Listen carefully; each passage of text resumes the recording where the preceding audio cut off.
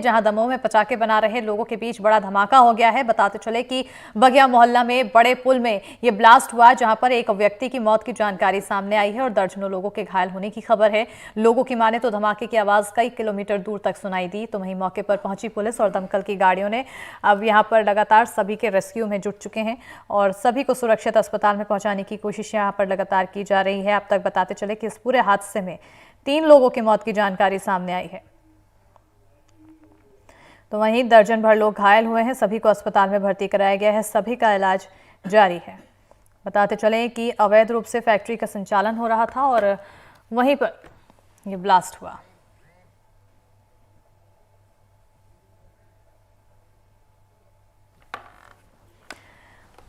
अवैध रूप से पटाखे की फैक्ट्री का संचालन किया जा रहा था, जहां आपको बताते चलें कि दिवाली को लेकर पटाखे बनाए जा रहे थे, लेकिन विस्फोटक पदार्थ वहां पर रखे हुए थे, जिसके चलते वहां पर ब्लास्ट हुआ।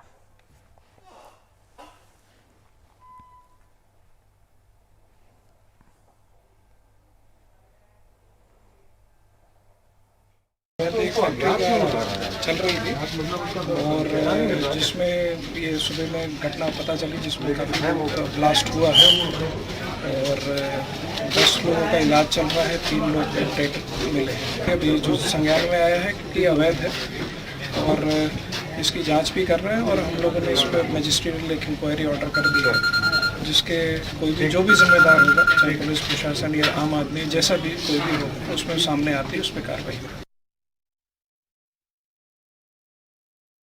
पर ज्यादा जानकारी के साथ हमारे दमोह सहयोगी आजम खान जुड़ चुके हैं फोन लाइन पर। आजम, आखिर क्या कुछ अपडेट पूरे हादसे से जुड़ी हुई? मैं इस वक्त उसी घटना स्थल पर मौजूद हूँ जहाँ पर ये घटनाक्रम हुआ है। ये पूरा जो मकान है वो तहस नहस हो गया है। ये बताना चाहूंगा कि ये पूरे पटाखे यहाँ निर्माण हो रहा था। ये पूरा घर है जो विस्फोट से उड़ गया है और यहाँ आसपास की जो भी दीवारें थी और जो भी छत थी, छत यहाँ से उड़ चुकी है।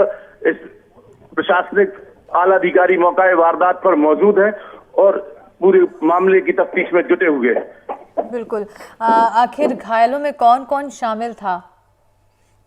3 लोगों की अब तक मौत की खबर है और 1 दर्जन से अधिक लोगों को जो गंभीर हालत में हैं उन्हें जिला अस्पताल में दाखिल कराया गया है। बिल्कुल आजम, क्योंकि फैक्ट्री का संचालन हो रहा था, तो ऐसे में क्या फैक्ट्री में काम करने वाले लोग ही इस पूरे हादसे में घायल हुए हैं या फिर और अन्य लोग भी शामिल?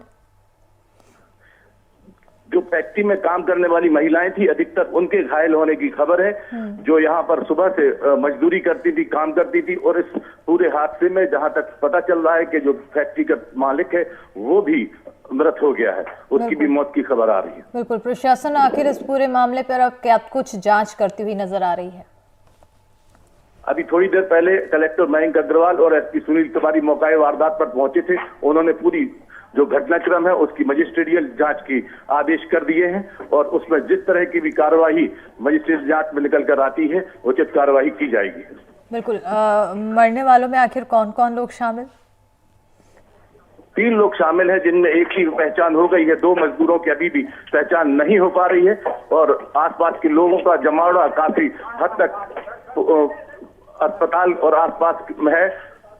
जो रेस्क्यू की टीमें हैं वो भी लगातार काम करती रही, लेकिन अब इलाके में तो घेराबंदी कर दी गई है। यहाँ आने से प्रतिबंध कर दिया गया है क्योंकि दीवारें काफी टूटी पड़ी हुई हैं। ये देखें किस तरह से मकान तहस नहस हो गया है।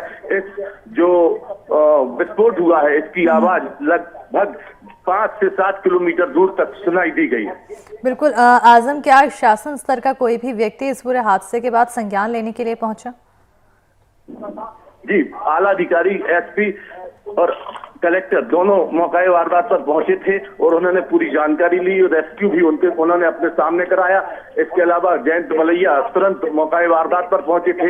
यहाँ के विधायक थे वो भी मौके वारदात पर पहुंचे थे। काफी बड़ा हादसा है अब तक के दमोह का, जिसमें 3 लोगों की मौत की खबर अब तक आज आ रही है। ये कुआं है जहाँ पर जाली लगी थी। बिल्कुल, क्योंकि विधायक भी वहां पर पहुंचे थे। क्या ऐसे में विधायक जी से ये सवाल पूछा गया कि यहाँ पर अवैध रूप से फैक्ट्री का संचालन हो रहा था, क्या किसी तरह का नोटिस दिलवाया गया? नहीं, किसी तरह की इस अवैध फैक्ट्री की जानकारी इलाके के कुछ लोगों को थी, लेकिन यहाँ प्रशासन के आला अधिकारियों को नहीं थी। एसपी से बात हुई है और सुनील तिवारी जी का साफ कहना है कि इस फैक्ट्री की जो इसको संचालन करने का जिम्मा था वो इमलाई गांव में था। बिल्कुल, स्थिति आखिर वहां, क्योंकि आप अभी फिलहाल मौजूद हैं, किस तरह की अफरा तफरी देखने को मिल रही है? जी, अपना प्रश्न दोहराएं। आजम, क्योंकि आप अभी मौजूदा हालात में वहां पर मौजूद हैं, मौके पर मौजूद हैं, आखिर किस तरह की स्थिति वहां पर देखने को मिल रही है? अफरा तफरी कैसी? और देखिए किस तरह से ये बारूद के और बंडल जो है वो निकल कर आ रहे हैं। ये एक पैर दिखा है अभी अभी कोई व्यक्ति का, ऐसा लग रहा है कि कोई एक व्यक्ति और दबा है, संभवतः उसको भी निकालने का प्रयास किया जा रहा है। बिल्कुल, लगातार प्रयास यहाँ पर किया जा रहा है। आखिर कितने लोगों को रेस्क्यू कर अस्पताल पहुंचा दिया गया है और आखिर क्या और भी लोग अभी मौजूद हैं?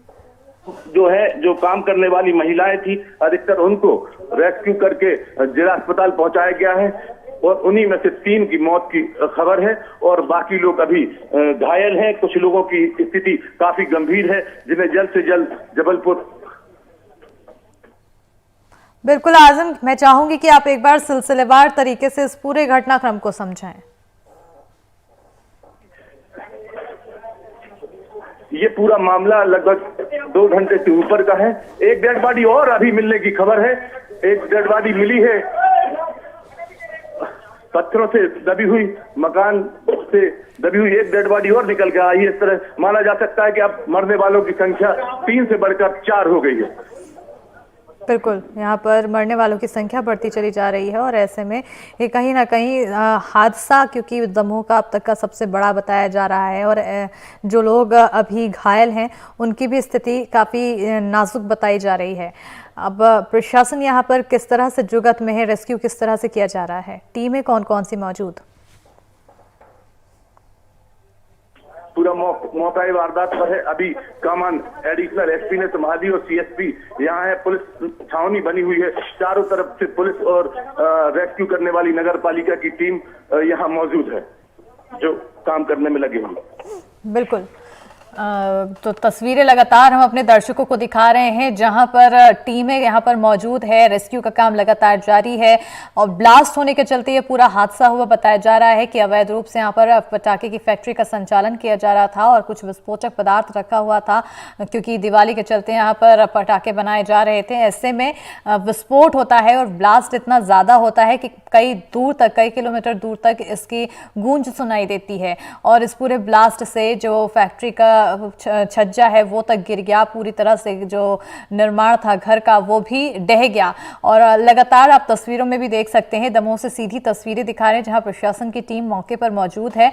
रेस्क्यू की प्रक्रिया अभी भी जारी है और इस दौरान एक और व्यक्ति के शव मिलने की यहां पर जानकारी बताई जा रही है। कहा जा रहा है कि अब जो मौतों का आंकड़ा है वो 3 से बढ़कर 4 हो चुका है और साथ ही साथ घायलों की भी स्थिति काफी नाजुक बताई जा रही है। ऐसे में लगातार प्रशासन की टीम मौके पर मौजूद और वहां पर काफी अफरा तफरी का माहौल दिखाई दे रहा है। विधायक खुद वहां पर पहुंचे और साथ ही साथ ये भी बताया जा रहा है कि जो फैक्ट्री है इसके अवैध होने की जानकारी बहुत ही कम लोगों को थी और ये भी जानकारी सामने आई है कि जो फैक्ट्री का मालिक था, जो संचालित करता था इस फैक्ट्री को, उसकी खुद की भी मौत इस पूरे हादसे के चलते हो गई है। ऐसे में काफ़ी ज़्यादा ये बड़ा हादसा और अफरा तफरी का माहौल, तस्वीरें आपको दिखा रहे हैं टीवी स्क्रीन पर जहां पर पूरी टीमें मौजूद हैं, लगातार रेस्क्यू का काम किया जा रहा है।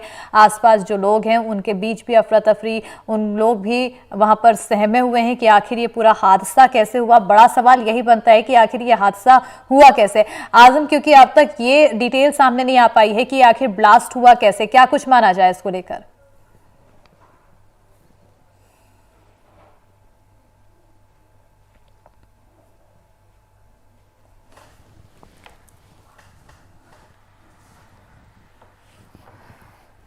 तो लगातार तस्वीरें दिखा रहे हैं और आपको बताते चले कि जो सबसे बड़ा सवाल यहाँ पर यही उठ रहा है कि आखिर ये ब्लास्ट कैसे हुआ। अब ये जांच का विषय बना हुआ है, जांच के बाद ही पता चलेगा कि आखिर ये पूरा हादसा कैसे हुआ। बगिया मोहल्ले में बड़े पुल के पास ये पूरा हादसा हुआ है।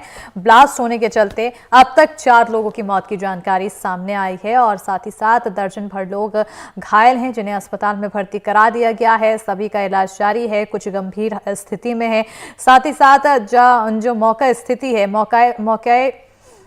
मौके पर तमाम टीम मौजूद है और अभी भी रेस्क्यू किया जा रहा है, जहां पर शव अभी फिलहाल में मिला और ऐसे में ये देखा जा रहा है कि शायद कोई व्यक्ति वहां पर रह ना गया हो, कोई मजदूर जो फैक्ट्री में काम करता था वो वहां फंसा ना हो। ऐसे में सभी को सुरक्षित बाहर निकालने की कोशिश की जा रही है, लेकिन फिलहाल अपडेट यहां पर यही आया कि इस पूरे हादसे के चलते 4 लोगों की मौत की जानकारी।